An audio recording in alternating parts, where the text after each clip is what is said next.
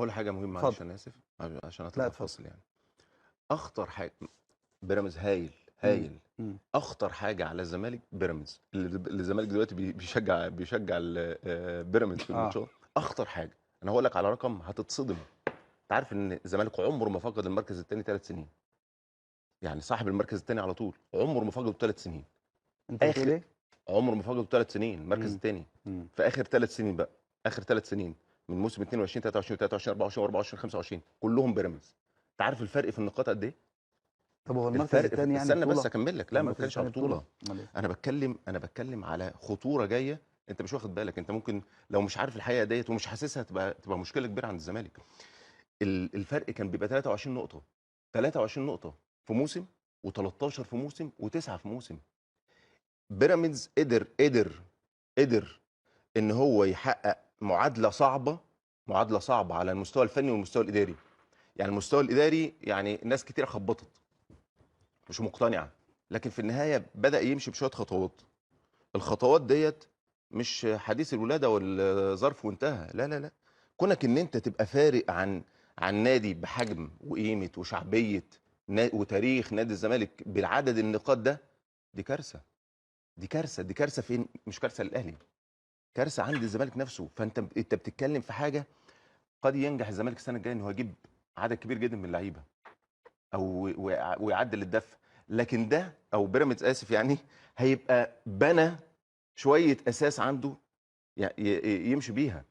فالموضوع مش سهل خالص. يعني اذا هنا الموضوعات الانديه اللي هي مثلا ممكن تكون مع بعض بشكل حلو، يعني بيراميدز وعلاقه بيراميدز والزمالك كويسه، ما تضايقش الاهلي، تمام، ما تضايقش الاهلي. لكن انا بتكلم ساعتها انت خلي بالك هو الموضوع هيبقى عندك انت، هيبقى فيه مشكله في النتائج.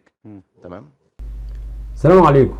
هو ده بالظبط اللي احنا كنا بنقوله يا جماعه، اللي قاله الكابتن سيد عبد الحفيظ، ولكن الكابتن سيد عبد الحفيظ بيقوله لك بطريقه اكثر اقناعا وبالارقام.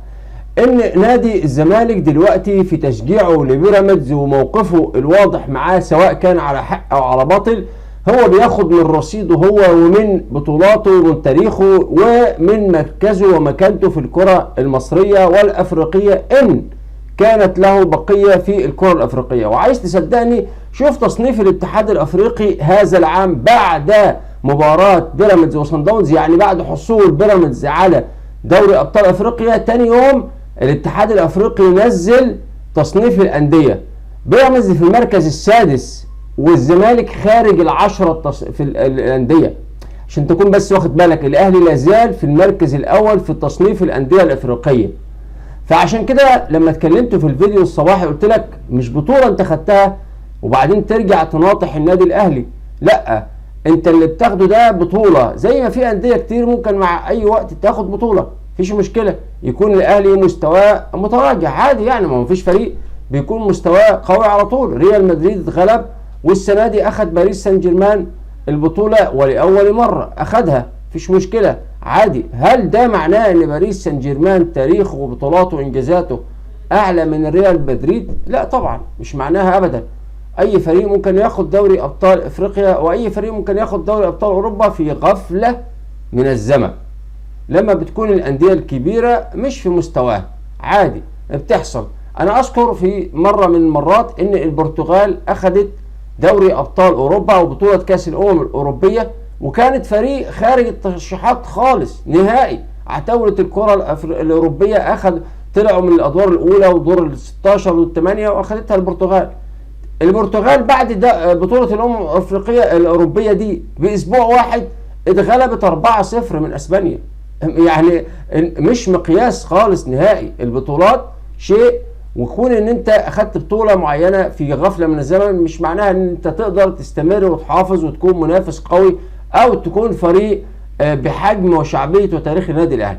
لكن اللي بيعمله نادي الزمالك دلوقتي من اعضاء مجلس الاداره، اسف مش هقول نادي الزمالك، اللي بيعمله اعضاء مجلس اداره نادي الزمالك وتاثيرهم على بعض الجماهير، هم بيأذوا نفسهم اكتر ما بيأذوا النادي الاهلي. هو مجرد عند في النادي الاهلي، والاهلي لا يتاثر بالكلام ده كله، لان انت في النهايه انت بتاثر على مكانك انت. يعني زي ما كان سيد عبد الحفيظ بيقول دلوقتي في مباراه الكاس، المباراه اللي جايه دي لو دخل جون لبيراميدز، جماهير الزمالك هتفرح ولا هتزعل؟ ما هي دلوقتي بتشجع بيراميدز. وزي ما قال خالد الغندور الزمالك اصبح بلا اداره وبلا فريق وبلا جمهور، لان الجمهور بقى يشجع بيراميدز.